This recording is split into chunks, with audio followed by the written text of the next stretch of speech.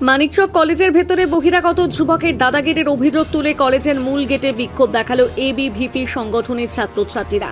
অভিযোগ ঘটনার পর কলেজ কর্তৃপক্ষ কোনো পদক্ষেপ না নেওয়ায় বৃহস্পতিবার কলেজ প্রবেশের সময় প্রিন্সিপালকে মূল গেটের সামনে আটকে বিক্ষোভ শুরু করেন আন্দোলনকারীরা।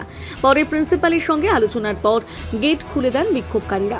জানা গিয়েছে, বুধবার মানিকচক কলেজে বহিরাগত প্রবেশ এবং পার্কিংকে কেন্দ্র করে গন্ডগোলের অভিযোগ ওঠে।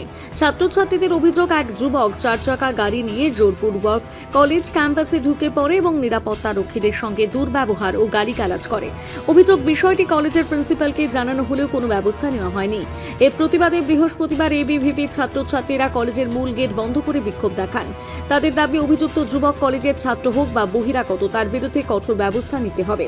আন্দোলন চলাকালীন কলেজের প্রিন্সিপাল অনিরুদ্ধ চক্রবর্তী ঘটনাস্থলে এসে আন্দোলনকারী ছাত্রছাত্রীদের সঙ্গে কথা বলেন। এরপর বিক্ষোভকারীরা গেট খুলে দিলে তিনি কলেজে প্রবেশ করেন। এবিভিপির সঙ্গে যুক্ত ছাত্রদের অভিযোগ, কলেজে এক শ্রেণীর ছাত্র বহিরাগতরা বারবার ঢুকে অশান্তির পরিবেশ তৈরি করার চেষ্টা করছে। বুধবারের ঘটনার বিরুদ্ধে দ্রুত ব্যবস্থা না নিলে বৃহত্তর আন্দোলনের হুঁশিয়ারি দিয়েছেন তারা। এই বিষয়ে আন্দোলনকারী ছাত্র বিশাল বসাক বলেন, গতদিন আমাদের মানিকচক কলেজে এক ছেলে, সেই ছেলেটি ঢুকে জোর জবরদস্তি স্টাফকে ধাক্কা দিয়েছে, প্লাস গেট খুলেছে। গেট খোলার পরে আমাদের কলেজের সামনে চত্বরে, যেখানে কোনো গাড়ি বাইক কোনো কিছু লাগায় না, সেই জায়গায় গাড়ি লেগেছে। তারপরে এর বিরোধ করতে গিয়ে আমাদের স্টাফের ফোন কেড়েছে। কেরার পরে বলেছে যে ফোনটা এখন যদি ফোন দিই তাহলে কেমন হবে। কে ওই কোন ছেলে, কি ছাত্র কলেজের? এই ছেলেটি শুনলাম নাকি এই ছেলেটি একটি ছাত্র। কোন কোন কোন বিষয়ে পড়ে? এই ছেলেটি পড়ে সেমিস্টার 4-এ। আচ্ছা, কি হয়েছিল ঘটনা, কি কারণে উদ্ধত হলো এবং সিকিউরিটির উপর? কারণটি হলো, ছেলেটি জোর জবরদস্তি ঢুকবে কলেজে, প্লাস নিজের আইডি কার্ড দেখাবে না। এগুলো ব্যাপারে আমাদের প্রিন্সিপাল স্যারকে জানানো হয়েছিল, তবু আমাদের প্রিন্সিপাল স্যার বলছে এগুলো বিষয়কে ইগনোর করতে। আর এখন আমরা গেট অবরোধ করেছিলাম, তাহলে প্রিন্সিপাল স্যার আমাদেরকে বিভিন্ন আচ্ছা, প্রিন্সিপাল স্যারকে তো আপনারা গেটে আটকে দিয়েছিলেন, কি এই সমস্ত অভিযোগকে কেন্দ্র করে? হ্যাঁ।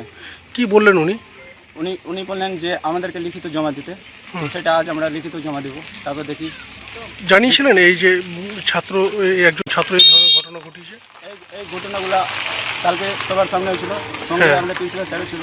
তো প্রিন্সিপাল স্যার বলছে যে এগুলো স্টাফের কাজ, এগুলো ছেড়ে দিতে। শুধু এ বিষয়ে কলেজের প্রিন্সিপাল অনিরুদ্ধ চক্রবর্তী জানান, বহিরাগত প্রবেশ এবং পার্কিংকে কেন্দ্র করে বুধবার একটি সমস্যা তৈরি হয়েছিল। বিষয়টি পুলিশ প্রশাসনকে জানানো হয়েছে।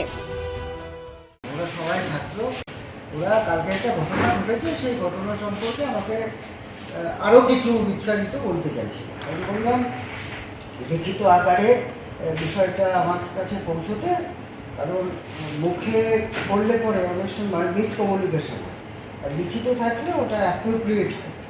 ওই জন্য বললাম একটা লিখিত আকারের দিকে আমরা ব্যবস্থা গ্রহণ করবো। আমি গতকালই আইসির সঙ্গে কথা বলেছি, কী ব্যবস্থা নেওয়া যায় সেটা তার সাথে আলোচনা করেছি। উনি বলেছেন যে আমাদের 10 জন র্যাব থাকবে এখন থেকে।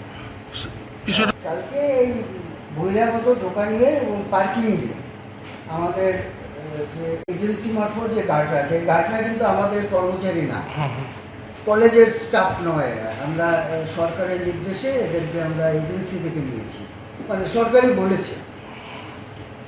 তো তার সঙ্গে একটা সমস্যা ক্রিয়েট হয়েছে। এখন পদ্ধতিটা হবে এরকম যে গার্ড আমাকে একটা লিখিত জানাবে, আমি আবার সেটাকে নিয়ে থানাতে একটা জিডি হোক, এফআইআর হোক, যেটা সিস্টেম, থানার সাথে কথা বলে সেটা করব।